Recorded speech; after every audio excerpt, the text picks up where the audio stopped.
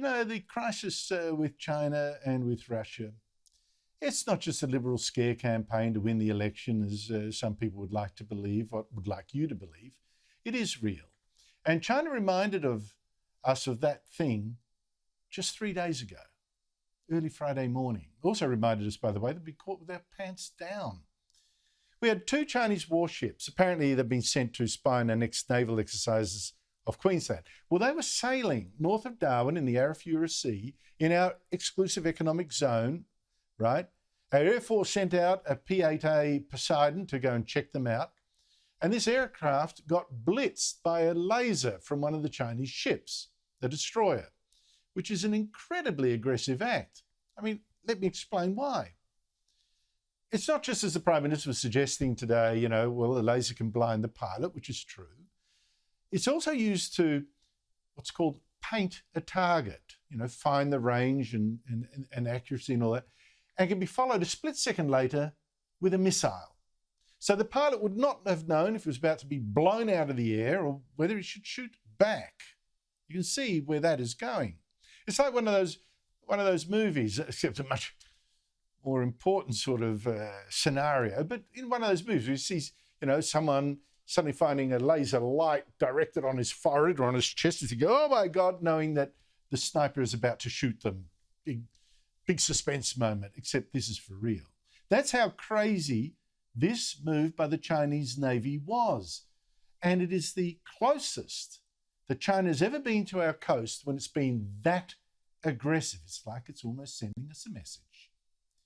Joining me is Australia's top foreign affairs writer, Greg Sheridan, the Australian newspaper. Greg, thanks so much for your time.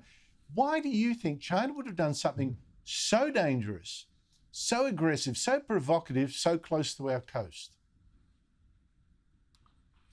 Well, this is the most aggressive thing they've ever done against us. And there's an arrogance and a dismissiveness against us. It's the way they treat Japan and Taiwan and the way they sometimes treat the United States.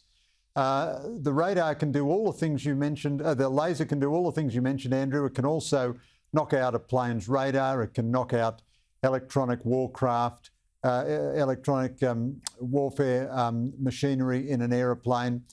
What struck me about the incident was that it exposes how utterly unprepared we are. We forget about Australia defending Taiwan. We cannot defend our own waters. We have no warships. We have 8 antique frigates, which are very small and very underarmed. We're building patrol vessels, but we've just decided, hidden away in the documents, to take their one gun off them and put an even smaller gun on them, even though they're the size of a Corvette.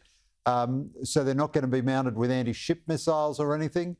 We're going to get our frigates, our beleaguered British frigates, which aren't yet designed, not before the mid-2030s, and the nuclear-propelled subs sometime in the 2040s, if we're lucky, on the Never Never. So we have nothing to answer these Chinese incursions with. We're supposed to have 100 fast jets. We currently have about 80. Who can imagine that 100 is enough to defend Australia? And we can't even man the 80 that we've got. So both sides of politics are addicted to grand announcements in defence. We are world-class at grand announcements.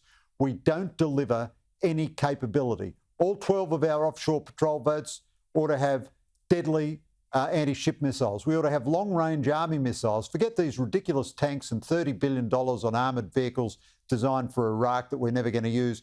We ought to have long-range missiles armed, operated by our army all around the northern coast of Australia so that the Arafura Sea would be within their range. At the moment, we are absolutely naked and we rely 100% for our defence on the Americans. I urge people to read your very sobering, very excellent piece in the Australian today and making all those points. So I urge people to go on the website and check it out because you're quite right. I mean, if we're going to buy lots of tanks, that's for a war that we've already lost. If the tanks are deployed here, China's here already. If they're deployed in China seriously, they never will be. So I just think that's missing the big picture. But Greg, more optimistically, I think there's been a big development on the weekend, underreported, I think, that suggests to me that Russia will not now invade Ukraine. Now, China, a couple of weeks ago, I think we may have discussed this, signed a joint declaration with Russia that I have talked about on the show, a really aggressive statement suggesting America's day was done and it backed Russia's agenda and the future belonged to autocrats. I think it's been so shocked by the world reaction to that statement and has backed off because on Saturday, its foreign minister said the sovereignty and territorial integrity of every country should be respected, and that included Ukraine, he said. Greg, it seems China's now thrown Russia under the bus. Well, I agree with you, Andrew. This is a very big development indeed. It's a little hard to interpret. You know, there is a line of analysis, and I don't claim I can read Vladimir Putin at all. So I speak with humility and hesitation because it's easy to get it wrong. But there is a line of analysis that all along Putin has kind of been involved in grand operatic theatre. I mean, it is very unusual if you're planning a blitzkrieg assault on a nation to have a month of operatic ballet in advance so that everybody gets prepared. And Putin has massively undermined and destabilised Ukraine and buggered its economy and messed up its trade and all the rest of it with all this dance. Now, it may be that Putin has told the Chinese that he doesn't actually plan to invade, and therefore the Chinese are coordinating this statement with Putin. It's quite possible that the Chinese have turned against Putin because historically the Chinese and the Russians hate each other. They were the two great communist powers of the 20th century, and they were at daggers drawn. You know, the Soviets were planning at one point a surgical nuclear strike on the Chinese, and Richard Nixon and Henry Kissinger played the Chinese card against the Soviet Union. So it's very hard to interpret this statement. It is a very good move. The other thing is that the Chinese may be experiencing much more difficulty in their economy than they are letting on. And they might be scared of a massive Western sanctions applied to Russia would also catch their companies which do business in Russia and would also increase their own energy costs and hurt their own economy.